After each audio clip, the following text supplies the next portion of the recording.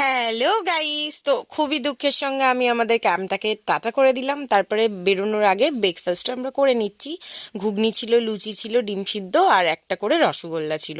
দেখতেই পাচ্ছ, একদম ছাকা মচমচে তেলে লুচিগুলো ভাজা। একদম সকালে এই ব্রেকফাস্ট ভালো খেতে, কিন্তু তেলটা বড্ড বেশি ছিল। আর এই যে দেখো, ও খেতে শুরু করে দিয়েছে আর ওরা দুজন এখনও ব্যাগ প্যাক করছে।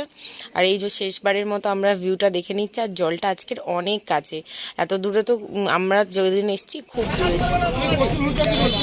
তো গাইস, আমরা এখন বেরিয়ে পড়েছি, দেখতেই পাচ্ছ টোটাল উঠে পড়েছি। এখান থেকে আমরা ঘাটের উদ্দেশ্যে যাচ্ছি।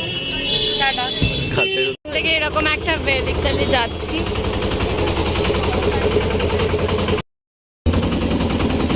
এই তোরা দেখি দেখি। আমাদের সুন্দর ট্রিপের ভিডিওটা ভালো লাগলে লাইক করো, শেয়ার করো, সাবস্ক্রাইব করে দাও, পাশে থাকা বেল আইকনটা টান করে বাজে দাও। হ্যালো গাইস, তো ট্রিপ থেকে ফিরে আমার এবার অনেক বেজে গেছে, 4টে বাজে। তো আমরা ভাবলাম কিছু খাওয়া দাওয়াই করে আমি বাড়ি যাই। বিরিয়ানি নিয়েছি, স্যালাড নিয়েছি, মাটন কষা নিয়েছি, আর সাথে রায়তা আছে। তারপরে দেখো, দুজনে দুটো বিরিয়ানিটা সার্ভ করে নিয়েছি। আর আমি তো চিকেন বিরিয়ানি খাচ্ছি।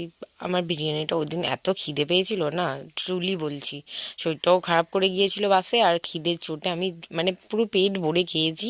হ্যাঁ, একটু তো পেটের একটু তো থাকবেই, যেটা আমি একদমই শেষ করতে পারি না। দেখছো কীভাবে খাচ্ছি। আর এই যে দেখো, মাটনটাও অন্য দিনের তুলনায় ভালো করেছিল। আমার তো ভালো লেগেছে আজকের এই মাটনটা।